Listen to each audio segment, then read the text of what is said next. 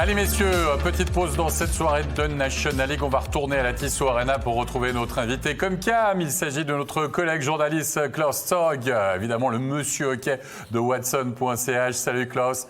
Klaus, d'abord, ton sentiment sur ces 20 premières minutes de jeu. C'est peut-être pas du hockey champagne, mais Berne fournit quoi? Le service minimum pour l'instant? Non, moi je trouve que c'est un petit peu de hockey de champagne. Avant le match, c'était 5-2 pour Berne. Si je n'ai pas raison, on a oublié ça quand le match est terminé. Mais bien l'adversaire parfait pour le CP Berne. Pour en gagner une, en effet. On va parler des gros dossiers quand même. On va commencer du côté du CP Berne avec la signature de Reto Reifeiner comme CISO à la place d'un Chris McSorley qui était pressenti un peu jusque dans les derniers moments. Qu'est-ce que tu en penses, toi? Est-ce que tu penses que c'est l'homme providentiel pour le CP Berne? Non, l'homme idéal pour Berne, c'était Chris McSorley. Mais Marc Lutti, il a peur de Chris McSorley. Surtout quand Chris se présentait dans la conférence de vidéo au conseil administratif. Il était brillant.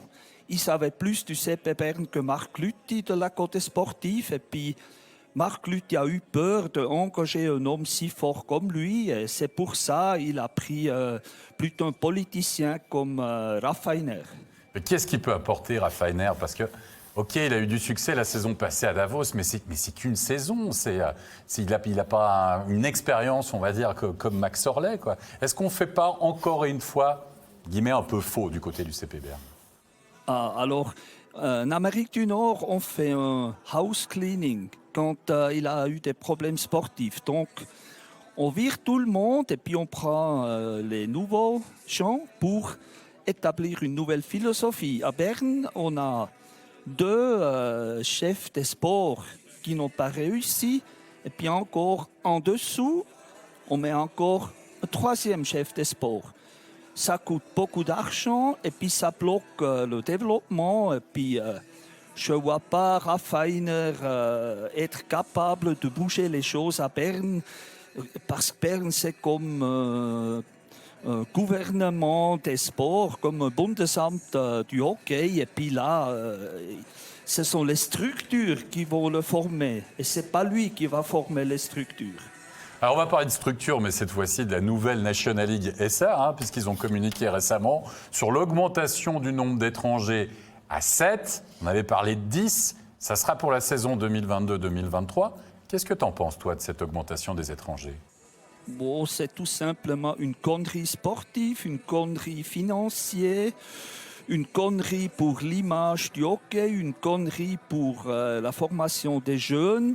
Et j'ai quand même un petit espoir qu'on va encore changer la vie. Je ne suis pas sûr que c'est béton. J'ai un petit espoir, on va encore retourner un petit peu.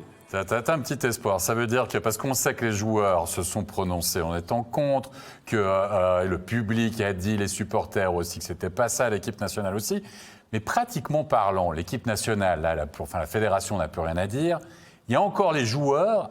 Est-ce que tu peux imaginer que les joueurs pourraient faire une opération un peu coup de poing, je ne sais pas, faire une grève par exemple les prochains matchs pour contester cette future décision ou cette décision finalement? Non. Les joueurs, ils n'ont absolument rien à dire. Et la Gewerkschaft, le syndicat des joueurs chez nous, c'est une organisation opérette qui ne bouge rien du tout.